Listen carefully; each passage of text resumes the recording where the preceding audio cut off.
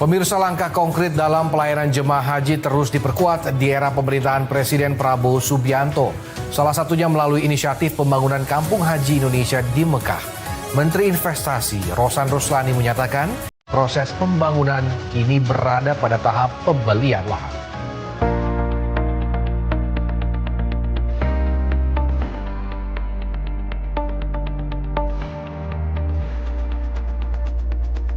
Menteri Investasi sekaligus Kepala BKPM Rosan Ruslani menyampaikan pemerintah Arab Saudi telah merevisi regulasi yang memungkinkan kepemilikan lahan oleh pihak asing di kawasan Mekah. Aturan baru ini mulai berlaku efektif Januari 2026 dan dimanfaatkan Indonesia untuk menghadirkan pusat pelayanan permanen bagi jemaah haji dan umroh.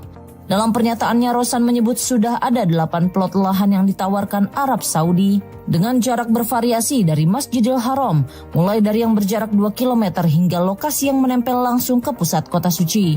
Lebih lanjut, Indonesia diminta untuk segera menyiapkan desain infrastruktur kampung haji dan menyerahkannya pada bulan Oktober mendatang. Tidak ada persyaratan khusus dalam kerjasama ini, karena kesepakatan langsung lahir dari pertemuan Presiden Prabowo dengan putra mahkota MBS. Proses dari untuk pembelian tanah di Mekah, karena itu akan melalui proses yang sudah dimulai prosesnya oleh Royal Commission of Mekah. Beberapa plot sudah ditawarkan, baik yang sangat dekat dengan Mekah, itu kalau benar-benar sangat dekat gitu, nempel malah. Ada yang nempel di 8 plot, ada yang jaraknya dari 1 kilo, ada yang 2 kilo, ada yang nempel.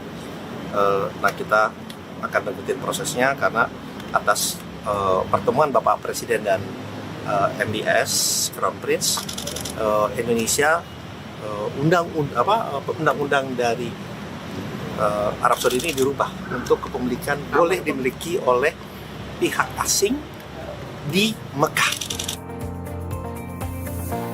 Presiden Prabowo sebelumnya mengunjungi Arab Saudi dan membahas langsung gagasan kampung haji ini dalam pertemuan kenegaraan bersama putra mahkota Mohammed bin Salman.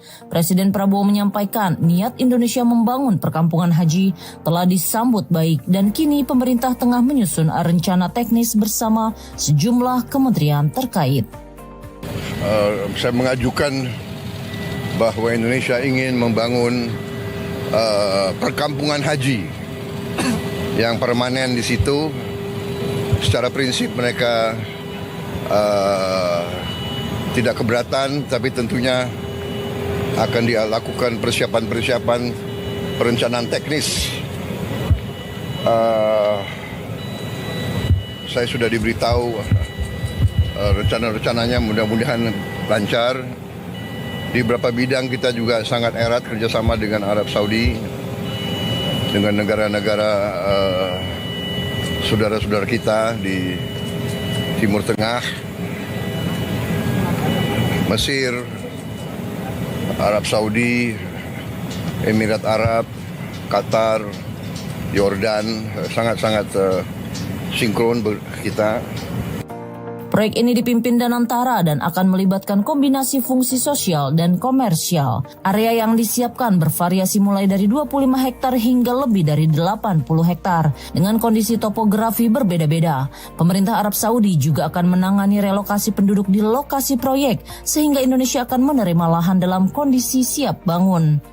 Rosan menambahkan proyek ini akan berdampak nyata terhadap efisiensi biaya haji, penginapan yang lebih terjangkau, infrastruktur yang memadai, serta tata kelola mandiri di bawah pengawasan Indonesia diharapkan mampu menurunkan total beban biaya jemaah. Untuk mendukung proses pembangunan, Presiden Prabowo juga telah menyiapkan 3 skema pembiayaan sebagai opsi alternatif. Kepala Kantor Komunikasi Kepresidenan Hasan Nasbi menyebut skema ini disiapkan agar fleksibel dan dapat menyesuaikan dengan status lahan serta kebutuhan jangka panjang proyek.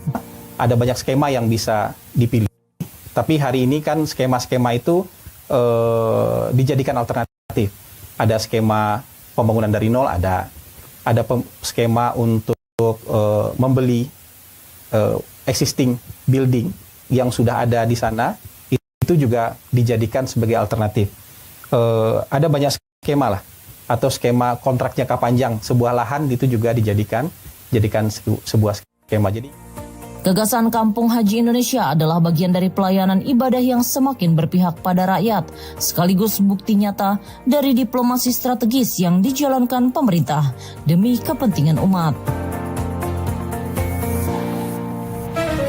Pemirsa, Presiden Prabowo Subianto akan meluncurkan program rumah subsidi secara serentak pada bulan September mendatang. Sebanyak 25.000 unit rumah disiapkan sebagai tahap awal dari total kuota 350.000 unit subsidi perumahan tahun ini.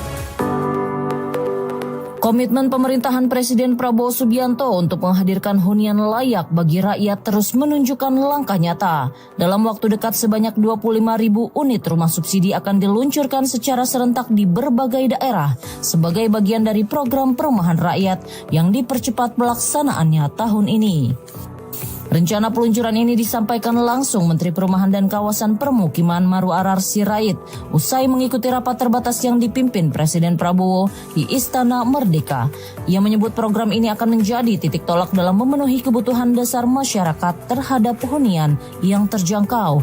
Melalui kebijakan yang diperkuat lintas kementerian, kuota rumah subsidi pada tahun 2025 meningkat dari sebelumnya 200.000 menjadi 350.000 unit. Program ini diprioritaskan untuk kelompok masyarakat berpenghasilan rendah yang selama ini kesulitan mengakses pembiayaan perumahan. Kelompok yang mendapat alokasi langsung antara lain petani, nelayan, guru, pengemudi, buruh hingga pekerja media. Bahkan untuk anggota BPJS Ketenagakerjaan, uang muka atau DP akan ditanggung pengembang sebagai bentuk gotong royong. Rencananya secara masif di bulan September sekitar 25.000, minimal 25.000 yang rencana akan dihadiri oleh Bapak Presiden. Karena rumah subsidi ini pertama kali itu kuotanya meningkat. Biasanya sekitar 200 ribuan, tahun ini ada 350.000. Berkat dukungan dari Bapak Presiden, dari Gubernur BI, kemudian juga dari DPR, Pak Dasko, dan Menteri Keuangan. Jadi kita luar biasa. Dan pertama kali dibagi, kita ada pengalokasian buat petani 20.000, buat nelayan 20.000. Tidak hanya itu, pemerintah juga menyiapkan skema kredit usaha rakyat atau KUR perumahan, sebuah terobosan baru yang mengintegrasikan sektor perumahan dengan kebijakan pembiayaan mikro. Skema ini akan menopang kebutuhan dari sisi pasokan maupun permintaan bagi pengembang dan juga masyarakat, termasuk untuk mendukung homestay di kawasan pariwisata. Dalam waktu bersamaan, berbagai insentif fiskal juga diberikan.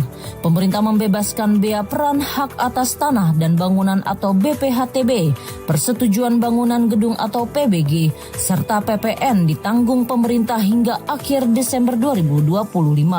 Insentif ini menjadi bagian dari karpet merah yang diberikan kepada masyarakat berpenghasilan rendah.